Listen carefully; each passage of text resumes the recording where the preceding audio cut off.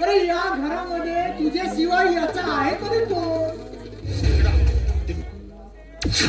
याचा लाड करायला, सांभाळ करायला, याचा पालन पोषण करायला दुसरा तुझ्याशिवाय आहे का कोणी? हे जवळ घे.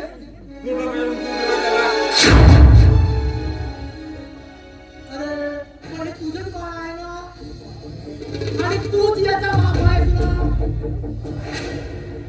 मग नाही कशाला म्हणतो? अरे यापुढे जो झालं ते विसरून जा. झालं गेलं गंगेला मिळालं.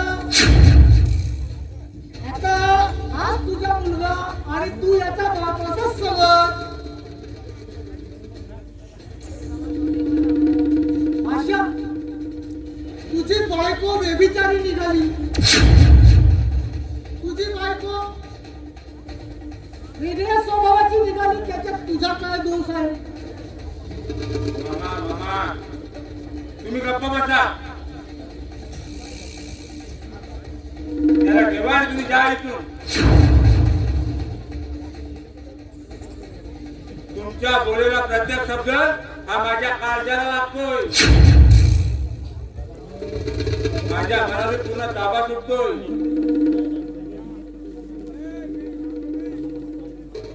आणि माझ्यामध्ये संशयवृत्तीने पिसाळलेला पशु जागा होतोय. मला सुद्धा तेच हवंय. ठीक आहे,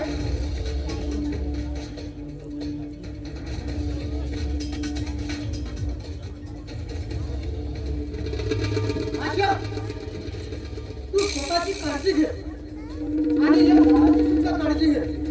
बरं, येतो मी.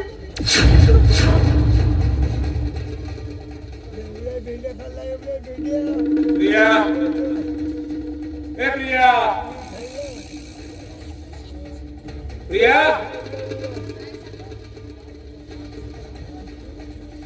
काय ग, या काढण्याचे ठेवायचं नाही. तुला किती सांगितलं की याला माझ्याकडे समोर आणायचं नाही म्हणून. घेऊन दे त्याला. आपण काय बिघडलं त्याला इथे ठेवलं तर? काय बिघडलं? सकाळपासून इतर वीज नाही, आतमध्ये उकडतंय आणि त्याला इथे आणून ठेवलं तर काय बिघडलंय मग?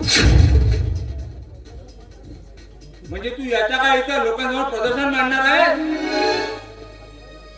त्या येणाऱ्या जाणाऱ्या लोकांना दाखवायला? बघा, हा विश्वनाथ विश्वजित नाथाचा मुलगा आहे म्हणून. तुम्ही असे का बोलताय? तुम्हाला कळत कसं नाही? माझ्याशी वाद घालू नको. आज घेऊन जा त्याला. का घेऊन जाऊ? का घेऊन जाऊ? एकदा तरी त्याच्याकडे बघितलं, त्याला माहिती कुरबाडलं की प्रेमाने पापा घेतलं त्याचा. मला कळत नाहीये की तुमच्या या कट्टररूपी हृदयाला कधी बाजार फुटलं.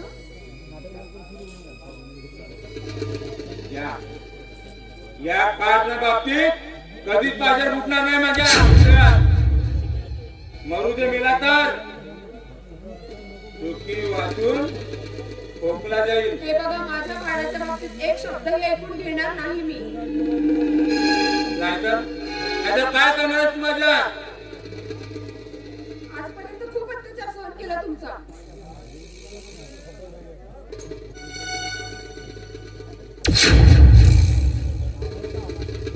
पण माझ्या बाळाच्या केसाला जरी धक्का लागला ना, तर मी माफ करणार नाही तुम्हाला. मला ठार मारणार की फासवर करणार आहेस तू? बोल चाले हरामे, मला मारणार आहेस का तू? असं का करता तुम्ही? असं का वागताय माझ्याशी? मी का वागतोय आता? मी पागल झालोय?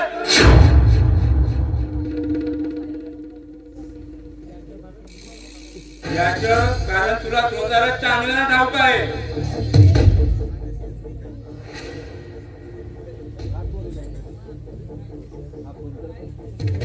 काय सांगू, कुठून दुर्बुद्धी सुचली आणि मी तुझ्याशी लग्न केलोय आणि साली हे झंझट माझ्या पाठीमागे लागली. काय केलंय मी? कसली झंझट हा? साली उलट मला विचारतोय.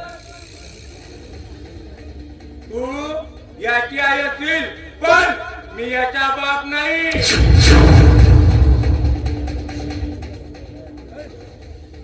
हे दुसऱ्याचा बाप माझ्या मस्तकी मारतेस. अहो, मी तुम्हाला कसं समजावू? कितीदा समजावून सांगू हा? की हा पण तुमचा आहे. तुमच्या घराचा आपला आहे हा. चुप. तुम्ही दोघेही आता माझ्या समोर यायचं नाही, नाहीतर तुमच्या दोघांचा जीव घेईन.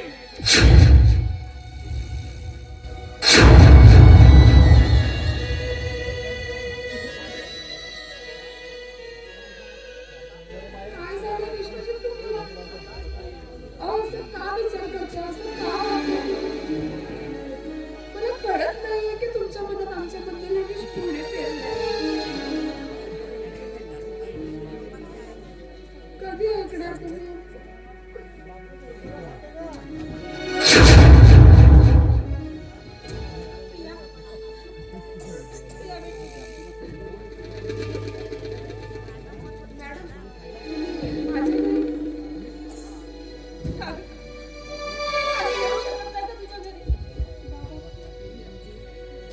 नाही, तसं नाही मॅडम.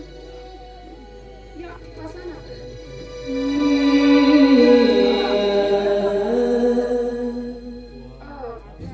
विश्वजितला भेटायला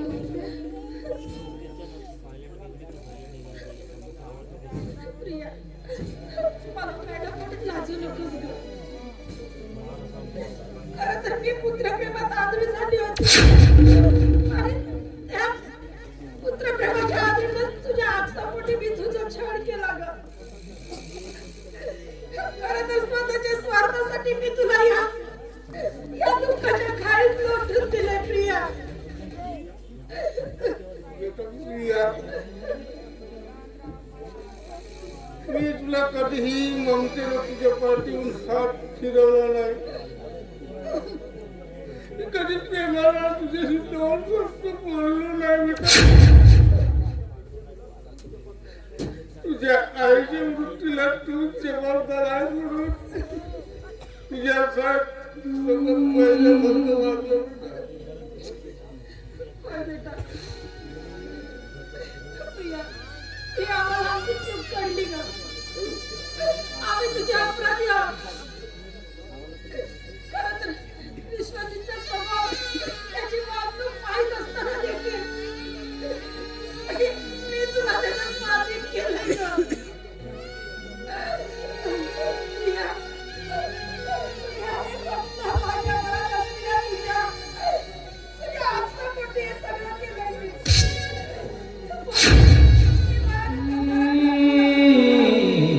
मला माफ कर.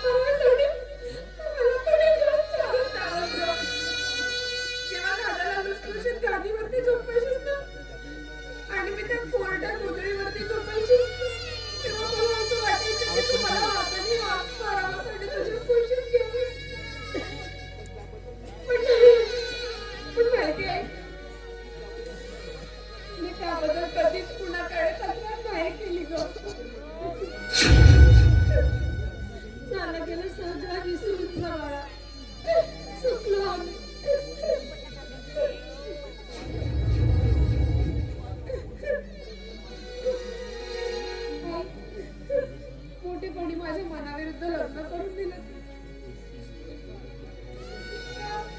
एका स्वार्थी आणि संशयाने पडझडलेल्या माणसाशी लग्न करून दिलं. पण तुमच्या मान मर्यादेसाठी मी सगळे त्रास सहन केले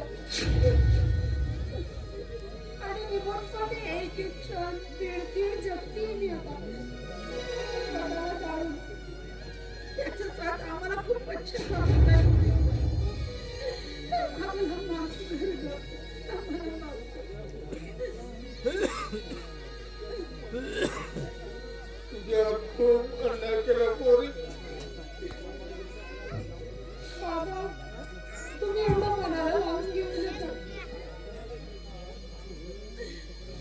अहो, तुमच्या प्रत्येक शब्दांना मी आशीर्वाद मानत आले. प्रत्येक शब्दांचा मान घेऊन आणि तुमच्या आबरूला ठेच पोहोचेल ना असं मी कधीच वागले नाही बाबा. कधीच नाही. मी मेली तरी चालेल, पण तुमच्या इज्जतीला कलंक नाही लागू देणार. कधीच कलंक नाही लागू देणार. बोलू नको. आम्हाला अभिमानाची काळजी नको. आम्हा दोघांना तुझ्या शर्मा पाकायला सुद्धा लाज वाटते.